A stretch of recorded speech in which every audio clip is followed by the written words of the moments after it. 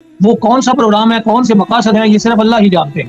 حضرت ابراہیم علیہ السلام کے والد، باوجود حضرت ابراہیم کے والد ہونے کے، اگر بیٹے کی پیغمبری پر اور ان کی تعلیمات پر، اللہ کے قانون پر ایمان نہیں لائیں گے تو ان کو سزا ملے گی ہوگی۔ قرآن کریم کا کوئی ایک لفظ بھی ایسا نہیں ہے جسے کہا جا سکے یہ زائد ہے، یہ کم ہے۔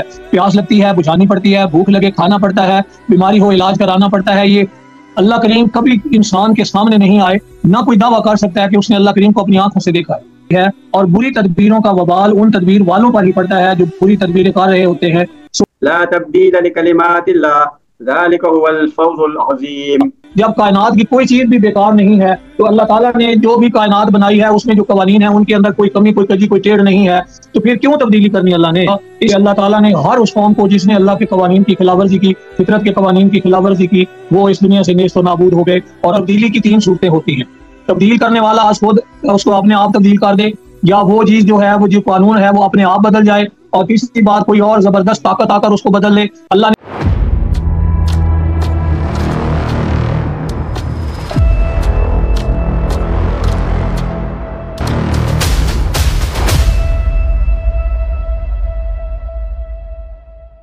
بسم اللہ الرحمن الرحیم۔ السلام علیکم ورحمۃ اللہ۔ میں محمد یوسف ہوں۔ آپ مجھے اور نادر یاد خان صاحب کو یوٹیوب چینل پر دیکھ رہے ہیں۔ ہمارا آج کا موضوع ہے اللہ کا دستور غیر متبدل ہے، یعنی تبدیل نہیں ہوتا۔ جی خان صاحب۔ اعوذ باللہ من الشیطان الرجیم، بسم اللہ الرحمن الرحیم۔ زمانے پر پھیلی ہوئی انسانیت کی تاریخ دیکھ لیں، تہذیب حاضر کو سامنے رکھ لیں۔ دنیا کا کوئی علاقہ ایسا نہیں، کوئی قوم ایسی نہیں، کوئی مذہب ایسا نہیں، کوئی نظریہ ایسا نہیں جس میں انسان نے ما فوق الفطرت کسی ایسی ہستی کا وجود نہ مانا ہو جو کائنات کے انتظام اور انسلام کو چلا رہی ہے۔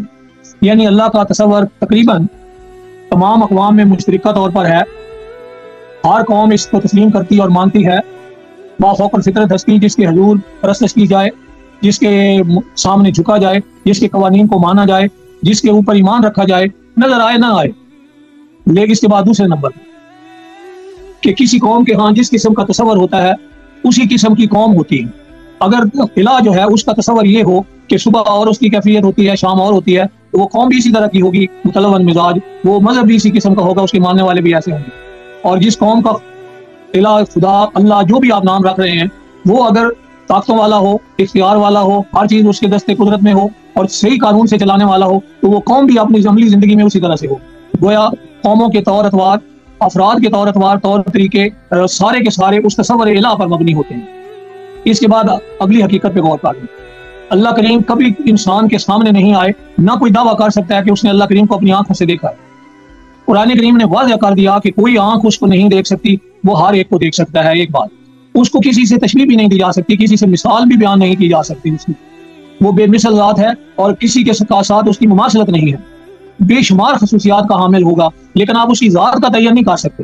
وہ کہاں پہ ہے، عرش کیسا ہے، آپ تشبیہاتی طور پر سمجھانے کی کوشش کریں گے، ہر مذہب میں یہ تصور ہوگا، لیکن اس کو اپنی آنکھوں سے دیکھنے والی بات یہ ناممکن ہے، یہ ہو ہی نہیں سکتا۔ اب قرآن کریم نے اللہ کریم کا جو تصور دیا ہے وہ یہ ہے کہ اس کائنات کا بلا شرکت غیر مالک، ساری کائنات کو اس نے اپنے کسی پروگرام کے تحت تخلیق کر رکھا ہے۔ وہ کون سا پروگرام ہے، کون سے مقاصد ہیں، یہ صرف اللہ ہی جانتے ہیں۔ ہمیں زندگی گزارنے کے لیے جو ہدایات دی گئی ہیں، ہم ان کی جو مخلوق ہیں، اللہ تعالیٰ نے ہمیں انسانوں کے لیے یہ کہا ہے کہ اس احسن الخالقین نے بڑی احسن تقویم میں انسانوں کو بنایا ہے، اور پھر ہمیں یہ تلقین کی ہے کہ لقد کرمنا بنی آدم، ہر آدم کے بیٹے کی عزت کرنی ہے، تکریم کرنی ہے، اس کو واجب و تکریم سمجھنا ہے۔ اللہ نے کائنات کے بارے میں یہ کہا ہے، ہمارے بارے میں یہ کہا ہے کہ کائنات میں میرے سارے قوانین جاری ساری ہیں، کوئی کائنات کی ایسی چیز نہیں جو میرے قانون سے ماورا ہو، ہر چیز اپنے اپنے بنائے ہوئے فطرت کے قوانین کے مطابق سرگرم عمل ہے۔ جیسے اللہ نے جو بھی قانون بنا دیے اس کے مطابق کائنات چلا دی، ہر چیز اس کے مطابق چلتی آ رہی۔ کوئی کائنات میں ایسا ذرہ بھی نہیں ہے، ایسی چیز بھی نہیں ہے، کوئی بڑی سے بڑی طاقت بھی نہیں ہے جو اس کے قوانین سے سرکشی کر سکے۔ ہر ایک اس کے قوانین کا پابند ہے اور اس کے قوانین کے مطابق پابند ہے۔ انسان فزیکلی بھی اس کے قوانین کا پابند ہے۔ پیاس لگتی ہے بجھانی پڑتی ہے، بھوک لگے کھانا پڑتا ہے، بیماری ہو علاج کرانا پڑتا ہے۔ یہ آب و ہوا کے اثرات ہوتے ہیں، جذبات ہوتے ہیں، درد و سوز و آرزو مندی، متاع بے بہا ہے درد و سوز و آرزو مندی، مقام بندگی دے کر نہ لوشانے خدا بندی۔ یہ سارے درد، سوز، یہ آرزویں یہ ہوتی ہیں انسانوں کے اندر۔ یہ سارے آپ سمجھ لیں کیا ہیں چیزیں، یہ قوانین اللہ کے فزیکلی ہمارے اوپر لاگو ہوتے ہیں، ہم اس کے مطابق پابند ہیں۔ ہاں، ہدایت کے سلسلے میں اس نے کہا ہے کہ میرے پیغمبر آئیں گے، میرے رسول آئیں گے، میرا پیغام پہنچائیں گے، اگر آپ اس پہ عمل کریں گے تو آپ کا اپنا فائدہ ہوگا، آپ کائنات کے ساتھ ہم آہنگ ہو جائیں گے، کائنات کے مطابق چلیں گے، آپ کے لیے یہ دنیا یہ آخرت بھی سنوار دی جائے گی، اور آپ اس سارے کے اوپر اکٹھے ہو کے چل سکیں گے اور کام کر سکیں گے، پرسکون و امن والا معاشرہ بنا سکیں گے۔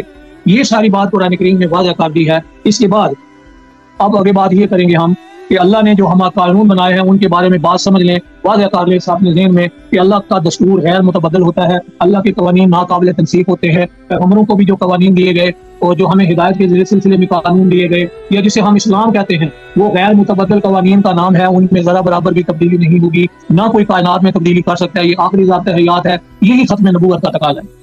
آئیے ہم قرآن کریم کی روشنی میں دیکھتے ہیں 35/43۔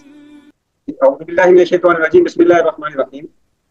سورہ فاطر کی 43 آیت ہے، استکبارا فی الارض ومکر السیئ ولا یحیق المکر السیئ الا باہلہ فهل ينظرون الا سنت الاولین ولن تجد لسنت اللہ تبدیلا ولن تجد لسنت اللہ تحویلا۔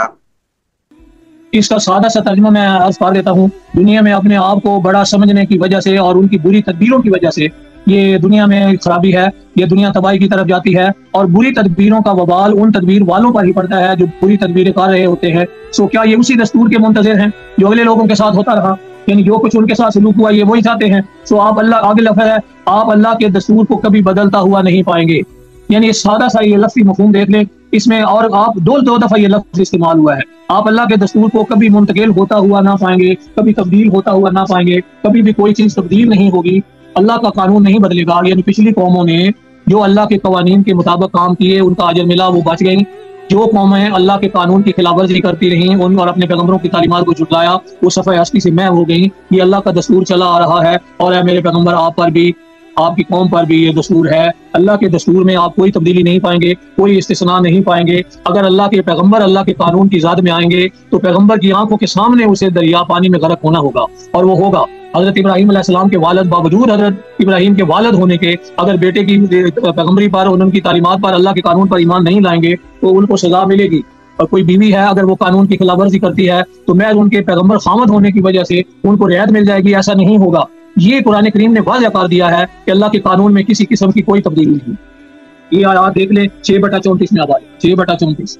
جی بسم اللہ الرحمن الرحیم۔ سورہ الانعام کی 34 آیت ہے، وَلَقَدْ كُذِّبَتْ رُسُلٌ مِّن قَبْلِكَ فَصَبَرُوا عَلَىٰ مَا كُذِّبُوا وَأُوذُوا حَتَّىٰ أَتَاهُمْ نَصْرُنَا وَلَا مُبَدِّلَ لِكَلِمَاتِ اللَّهِ وَلَقَدْ جَاءَكَ مِن نَّبَإِ الْمُرْسَلِينَ۔ سورہ الانعام آیت نمبر 34 میں یہی عظیم الشان حقیقت بیان کی گئی ہے کہ تمام اقوام کے ساتھ اللہ تعالیٰ کا ایک ہی معاملہ رہا۔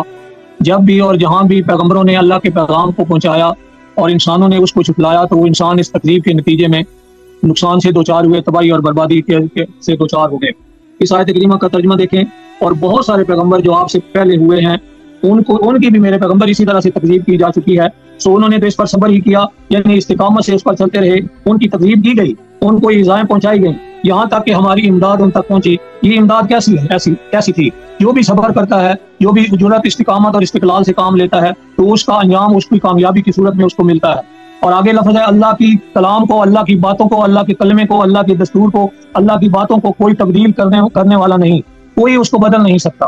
اور آپ کے پاس تو بعض پیغمبروں کی خبریں بھی پہنچ چکی ہیں، یعنی آپ نے ان کی داستانیں وحی سے بھی سنی اور عالمگیر حقائق بھی آپ کے سامنے رہے، آپ نے ان علاقوں کا بھی خود مشاہدہ کیا چل پھر کر، اور یہ دیکھا کہ اللہ تعالیٰ نے ہر اس قوم کو جس نے اللہ کے قوانین کی خلاف ورزی کی، فطرت کے قوانین کی خلاف ورزی کی، وہ اس دنیا سے نیست و نابود ہو گئے۔ اور اگر آپ کے دشمن آپ کے ساتھ ایسا کر رہے ہیں، اللہ کے پیغام کی تکذیب کر رہے ہیں، تو ان کا انجام بھی قریب ہوگا۔ یاد رکھیں، کامیابی اللہ کے قانون میں ہے۔ اب اللہ کے قانون کو ماننے والے ہی اس سے سرخرو اور کامیاب ہوتے ہیں۔ اب یہاں بات سمجھ لیں، دعویٰ کرنے کی نہیں بات، عمل کرنے کی بات ہے۔ مزید اس حقیقت کو 10/64 میں اور مزید بتایا گیا، 10/64۔ بسم اللہ الرحمن الرحیم۔ سورہ یونس کی 64 نمبر آیت ہے، لَهُمُ الْبُشْرَى فِي الْحَيَاةِ الدُّنْيَا وَفِي الْآخِرَةِ لَا تَبْدِيلَ لِكَلِمَاتِ اللَّهِ ذَلِكَ هُوَ الْفَوْزُ الْعَظِيمُ۔ اس ماقبل آیات میں بھی آپ دیکھیں تو کہا گیا ہے کہ اللہ کے دوستوں پر نہ کوئی خوف ہوتا ہے، نہ حزن ہوتا ہے، یعنی جو اللہ کی باتوں پر، اللہ کے قانون پر بھروسہ رکھتے ہیں اور ایمان رکھتے ہیں، ہم اپنی اصطلاح میں ان کو علماء کہیں، اولیاء کہیں، اللہ کے خاص بندے کہیں، ان پر کوئی خوف و حزن نہیں ہوتا، کیونکہ وہ اللہ کے قانون کے لیے قانون پہ چارے ہوتے ہیں۔ اور یہی وہ لوگ ہیں جو صاحب ایمان ہیں، اور ان کو اور وہ اس اللہ کے قانون کے ساتھ تقوی رکھتے ہیں، یعنی ان قوانین کی نگہداشت کرتے ہیں، ان کے مطابق چلتے ہیں۔ ان کے لیے دنیاوی زندگی میں بھی اور آخرت کی زندگی میں بھی میرے پیغمبر خوشخبری سنا دیں انہیں، ان کے لیے اچھی خبریں ہیں، ان کا انجام اچھا ہے، اس دنیا میں بھی خوشحالی اور فارغ البالی، اور آگے والی دنیا میں بھی۔ اور پھر کہا کہ اللہ کی باتوں کو بدلنے والا کوئی نہیں، اللہ کے کلام میں کوئی فرق نہیں ہوا کرتا، اللہ کے قانون میں کوئی تبدیلی نہیں ہوا کرتی۔ یہ بہت بڑی کامیابی ہے، پہلے بھی ایسے ہوتا رہا، اب بھی ایسا ہی ہوگا۔ مزید دیکھیں کہ کوئی اور طاقت اللہ کے قانون کو بدل سکتی ہے؟ ہرگز ایسا نہیں ہو سکتا۔ 18/27 میں بسم اللہ الرحمن الرحیم، سورہ الکہف کی 27 نمبر آیت ہے، وَاتْلُ مَا أُوحِيَ إِلَيْكَ مِن كِتَابِ رَبِّكَ لَا مُبَدِّلَ لِكَلِمَاتِهِ وَلَن تَجِدَ مِن دُونِهِ مُلْتَحَدًا۔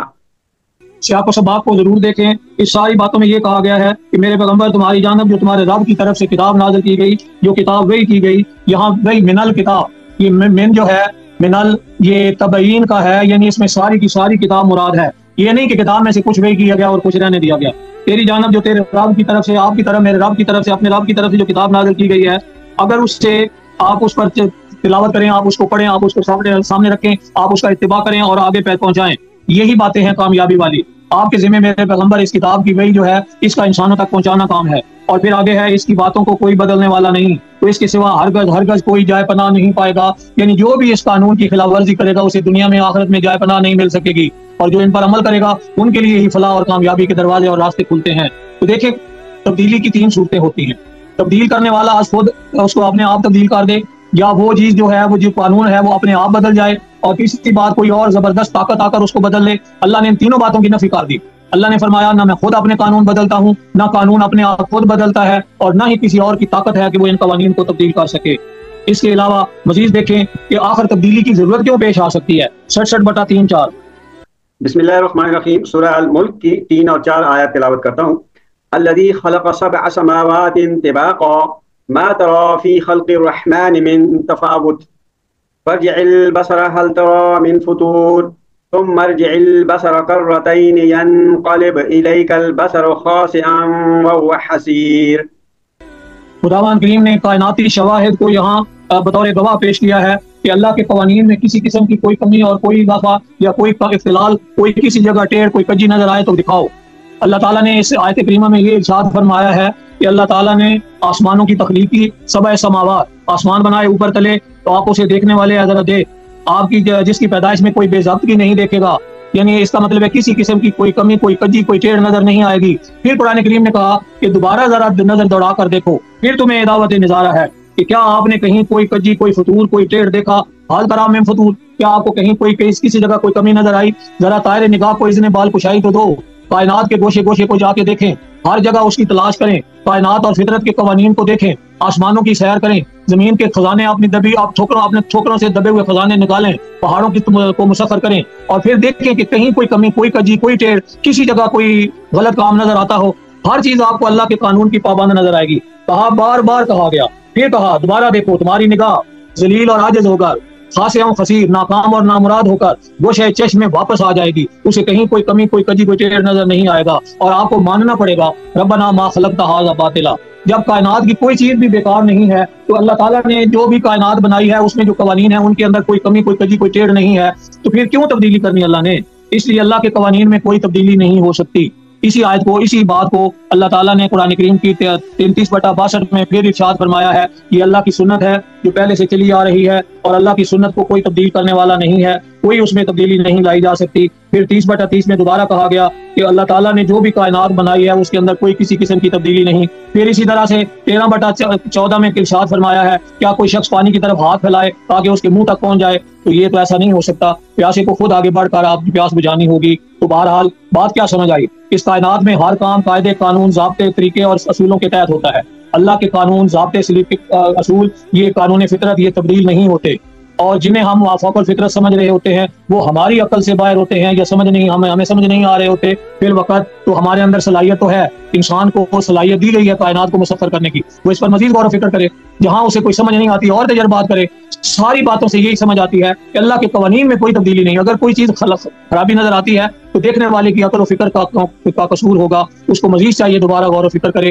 جہاں سائنس اور قرآن کی تعلیمات کا ٹکراؤ محسوس ہوتا ہو تو قرآن کو سائنس نہ بدلو۔ قرآن کے سامنے دنیا کا کوئی علم نہیں ٹھہر سکتا، اس میں کوئی کمی ہوگی، کوئی کجی ہوگی، کوئی ٹیڑھ ہوگی۔ قرآن کریم کا کوئی ایک لفظ بھی ایسا نہیں ہے جسے کہا جا سکے یہ زائد ہے، یہ کم ہے۔ ہر چیز اپنے اپنے مقام پر نگینے کی طرح فٹ ہے، اور ہر لفظ اپنے اندر لاجواب اور با کمال ہے اور اپنے اندر خزائن رکھتا ہے۔ اللہ تعالیٰ ہمیں قرآن کو سمجھنے اور اس فہم کو اپنانے کی توفیق دے اور اس کی تعلیمات پر عمل کرنے کا حوصلہ بخشے، آمین۔ والسلام۔ لیکن ناظرین ابھی اگلے ویلاگ تک اجازت چاہتے ہیں۔ السلام علیکم ورحمۃ اللہ۔